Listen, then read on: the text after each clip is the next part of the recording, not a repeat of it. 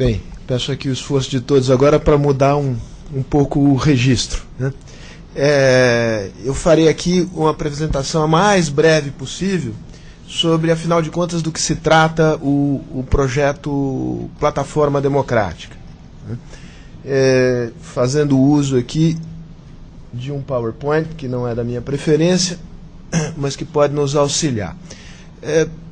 Muito sucintamente, qual é a ideia do Plataforma Democrática, como ele surgiu, quem o fundou e quais são os seus objetivos, né?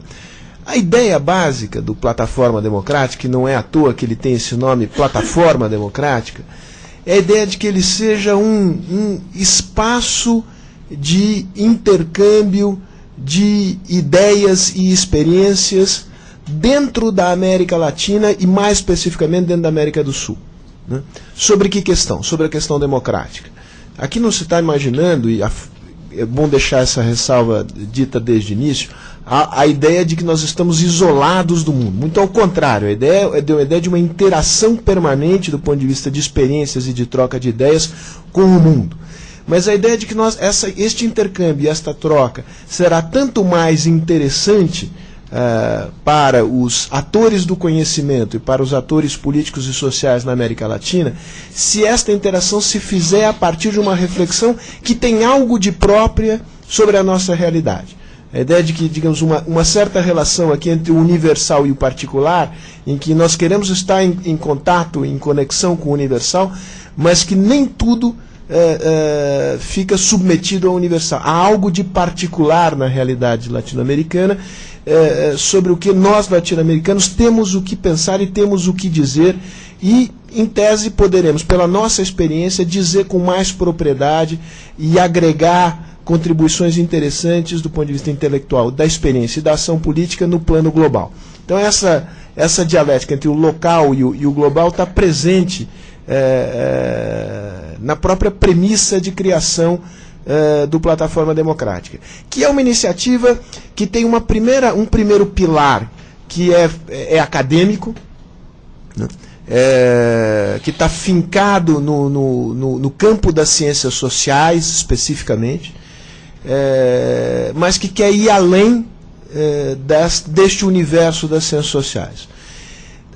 A ideia de alguma maneira recuperar essa tradição de diálogo inter-latino-americano, que foi uma coisa forte nos anos 50, nos anos 60, sobretudo na área de economia, com desbordamentos para a área sociológica, mas que depois se perdeu nas décadas subsequentes, é uma ideia forte no Plataforma Democrática.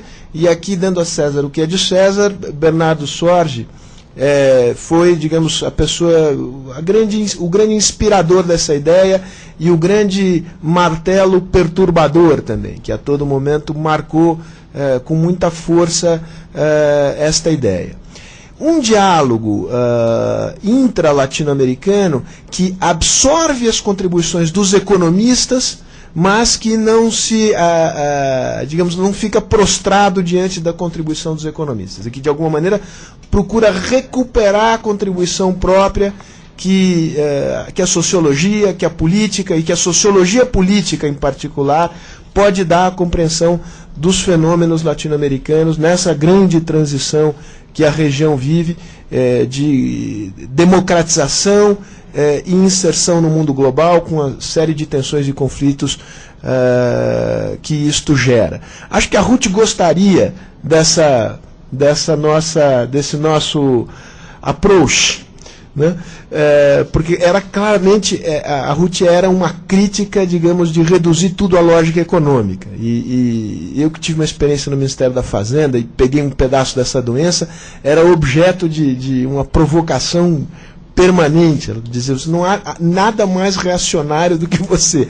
E eu fui progressivamente mantendo essa coisa do economista, mas tentando me livrar disso, e o encontro com o Bernardo me ajudou nesse processo. Isso é uma nota subjetiva que não vem ao caso. Bem, então, como é que essas são as ideias. Como é que a gente começou a montar isso? Porque sempre, digamos, tem a arquitetura da história, mas se não entrarem os engenheiros, a coisa não funciona, né? o primeiro pilar do Plataforma Democrática é um enorme esforço feito, um survey feito, e aí, de novo, dando a César o que é de César. Isto foi um esforço feito pelo Centro Edelstein, Joel e Bernardo, ao qual o IFHC se associou posteriormente. Né? No que consistiu esse esforço? Na identificação dos centros e pesquisadores em toda a América Latina que tem produção significativa sobre o tema democracia. Né? E isto resultou num banco de dados com 400 instituições e os seus perfis e características e 300 e tantos investigadores que trabalham sobre esse tema. Mas isso nos permitiu ter as informações suficientes para criar um site do Plataforma Democrática. Site esse que permite, digamos, ao conjunto das pessoas ter acesso a esses perfis institucionais, ter acesso a esses perfis dos investigadores e ter acesso também a uma biblioteca virtual que nós estamos permanentemente montando e atualizando. Né? Portanto, a ideia é que a gente possa ser um centro de referência sobre a produção de ciências sociais em torno do tema da democracia na América Latina. Né? Muito bem. Esse é o pilar acadêmico do Plataforma Democrática. O objetivo vai além disso, a ideia de promover um diálogo entre o conhecimento produzido na academia e o conhecimento e experiências que ocorrem fora da academia. Né? E aí que são elas, aí que é o lado mais inovador, mais experimental, mais difícil e ao mesmo tempo, a meu juízo, mais interessante do Plataforma Democrática. Né?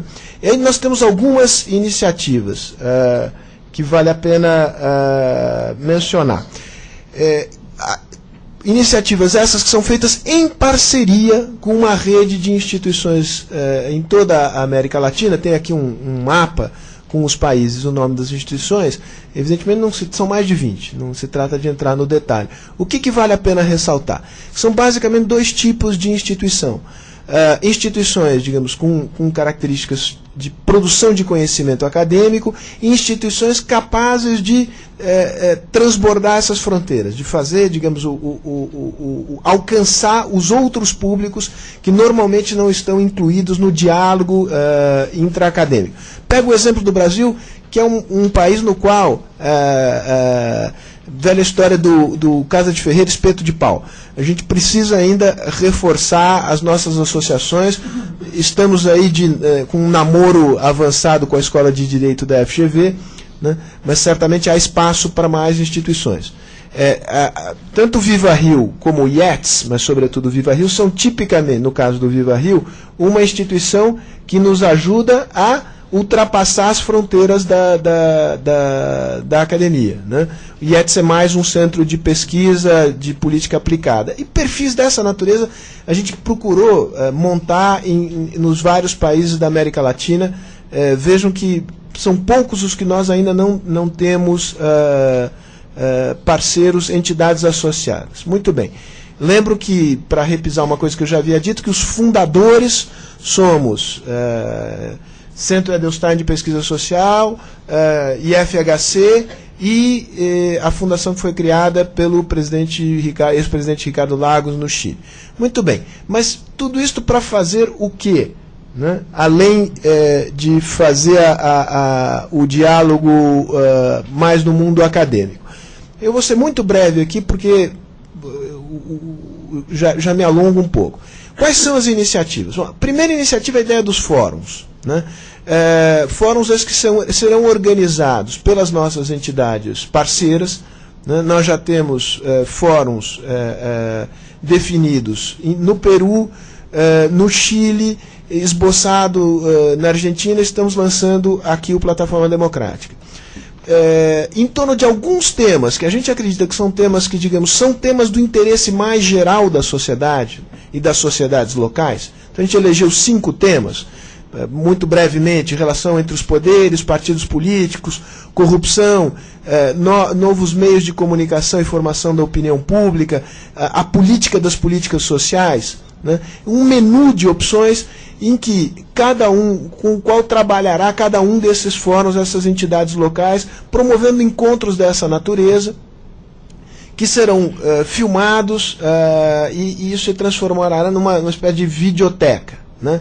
Isso, evidentemente, que vai nos permitir, conforme a experiência caminhe, né, ter um pouco a ideia de quais são os reais interesses, o que realmente aglutina, mobiliza e produz conhecimento interessante e o que a gente vai deixando de fora. Então tem algo de experimental. Duas outras iniciativas correlatas. A ideia de que nós precisamos ter uma iniciativa voltada a jovens lideranças, e o diagnóstico aqui é a ideia de que você tem uma espécie de hiato geracional em que a nova geração tem uma relação difícil com a política e com o mundo público, e que uma das tarefas interessantes às quais a gente deveria se propor era estabelecer essa conexão, né? Então, qual é o perfil de pessoas? São pessoas que, sem nenhuma rigidez, mas entre os seus 25 e os seus 35, 39 anos, que já têm algum destaque nos seus setores de atuação profissional, mas que, além disso, tem um perfil de liderança e um potencial, um interesse, um talento para discutir assuntos públicos e trocando experiências com pessoas de outros países da América Latina. Nota de rodapé interessante. Quem é que nós pensamos aqui para fazer a primeira conversa com as jovens lideranças no Brasil? Infelizmente, enfim, isso nos escapou pela mão, era a Ruth, né? Tivemos uma reunião no dia 18, eu fiz um e-mail para ela no dia 19, ou qualquer coisa desse tipo, e ela foi hospitalizada, e infelizmente esse encontro com ela não se realizará. Nota de rodapé também 2, interessante, eu vou encerrando, que tem a ver com essa percepção que a Ruth tinha sobre os fenômenos ainda não inteiramente codificados pelas ciências sociais e pela ciência política, e que tem muito a ver com experimentações da juventude. Assunto: eleições americanas, né? Acho que as pessoas aqui que gravitam em torno do Instituto Fernando Henrique Cardoso eram todos, não apenas Hillary de carteirinha, por convicção política, né? A Maria Hermínia fez uma careta aqui, acho que ela era McCain, então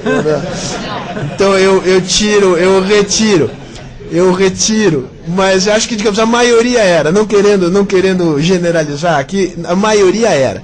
Então eu acho que houve uma conversa lá por dezembro, foi muito antes, isso quer dizer, não é na hora que o Obama embalou, e que a discussão era: a Hillary mata na super terça ou mata antes, né? Esse pobre do Obama vai ficar pelo caminho. E a Ruth foi a primeira pessoa que disse, com a maneira que ele era peculiar, né? Vocês estão completamente errados, né? Isso é um fenômeno novo, tem fenômenos de comunicação, vejo o tipo de fundraising que ele está fazendo, vejo o tipo de comunicação que ele estabeleceu com as pessoas, e vocês estão raciocinando como se os eleitores das primárias ainda fossem os antigos, e tem uma nova coorte de atores que ela está trazendo para a cena política americana, que vai mudar o jogo completamente, né? E acho que ela tinha razão, né? Enfim, voltando aqui para o trilho e terminando, além da questão dos jovens, a gente acha que a gente tem que trabalhar com políticos, né, e políticos renovadores, e perder inteiramente o preconceito de que político profissional é um ator importante e fundamental da mudança, sem prejuízo da sociedade civil, né? A sociedade política importa, né?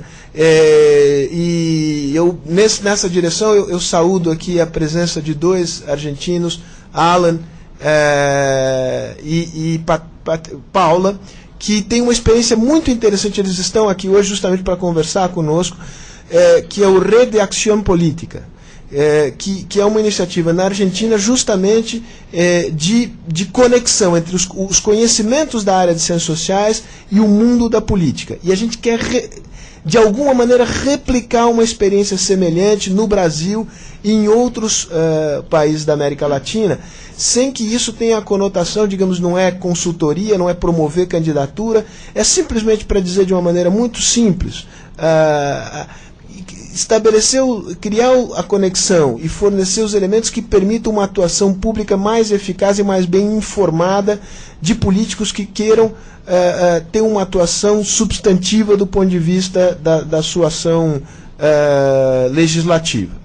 Por fim, evidentemente que nós vamos ter um núcleo temático de pesquisas, em que a direção do projeto vai propor temas que nos parecem temas cruciais do ponto de vista da consolidação democrática na América Latina. E um dos temas que está na nossa cabeça é justamente repensar a questão de sociedade civil e Estado, porque, digamos, o mundo das ONGs, dos partidos e do Estado, tal como ele foi pensado nos anos 70, 80, na saída da redemocratização, claramente não é mais o mundo no qual vivemos hoje, né? Então, vocês veem aí que nós temos aqui permanentemente iniciativas, digamos, que iniciativas para fora do mundo acadêmico e iniciativas, digamos, de geração e produção de conhecimento. É sobre essas duas pernas que a gente vai querer andar. Espero que a gente consiga andar com firmeza. Certamente teremos tropeços pelo caminho, mas conforme a gente for tropeçando e caindo, vocês nos ajudam a levantar e a gente segue em frente. Obrigado. Eu chamaria, agora fazemos aqui uma rotação da mesa. Eu chamo para a primeira mesa, agradecendo ao Celso pelas palavras, ao Joel, Bernardo Sorge, que vai fazer a apresentação, Dupas, comentarista, Maria Hermínia, comentarista, e Paulo Renato, comentarista. Aproveito para dizer que o professor Vefor, poucos dias atrás, me disse que estava impossibilitado de vir a São Paulo na segunda-feira. Me pegou um pouco de surpresa, confesso, mas felizmente a Maria Hermínia aceitou não apenas moderar a mesa. Se você quiser, eu posso moderar o imoderável, se você quiser. Então está muito bem. Ela confia mais nela, o que mostra que ela é sábia. E ela, além de moderar, vai fazer uma apresentação também.